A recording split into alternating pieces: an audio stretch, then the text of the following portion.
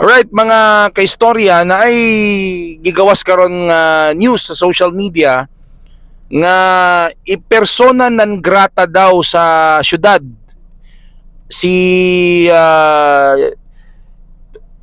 broadcaster Jessica Soho tungod sa iyang gi-report sa iyang kapuso mo Jessica Soho about the 60 million mega health project dinhi sa Dakbayan sa Cagayan de Oro.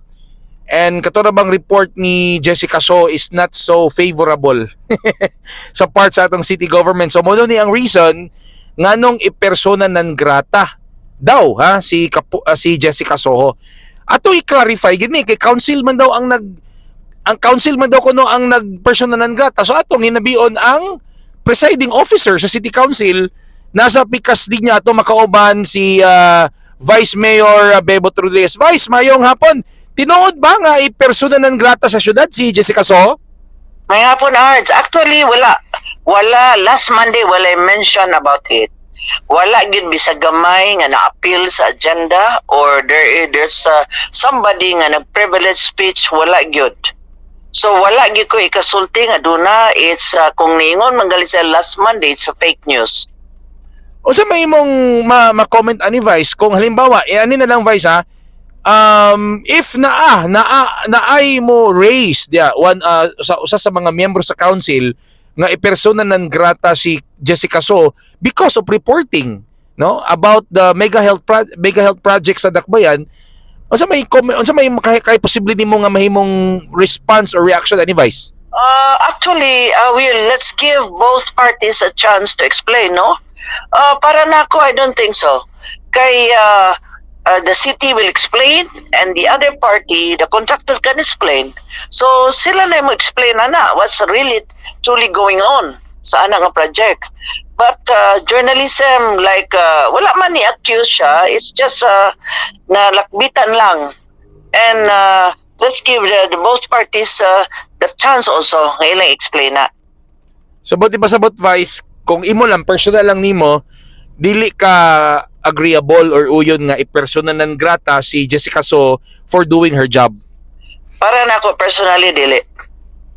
Kay ngano i-personal non grata man nimo ang report mo bitaw na nga kinahanglan nga explain sa syudad, explain pod sa contractor. Okay Vice, lastly. Ito mo naman na karon gi-explain naman na nila, kanya-kanya naman silang rason. So maminaw ta unsay ilang explanation.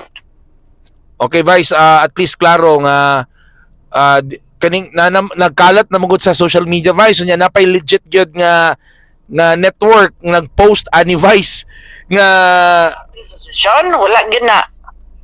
Wala gihisgot during the time nga kami nagsesyon last Monday, wala hisgot bisag gamay. And wala po'y murag mga huhungihong after sa sinanawag nako, not even the majority, not even the secretary, not even any councilor. Wala ginanawag nga magpersona ng grata. So, I don't think na naana. Wala gyud na. Lastly Vice, unsay imong istorya kang Jessica Soho for reporting such about mega health project sa Dakbayan?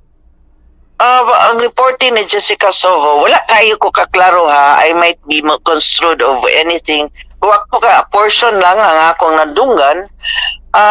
Well, it's also about time nga mo na akong gingon nimo Arts nga tagahan ang both parties to explain unsa gyud nahitabo ana nga project.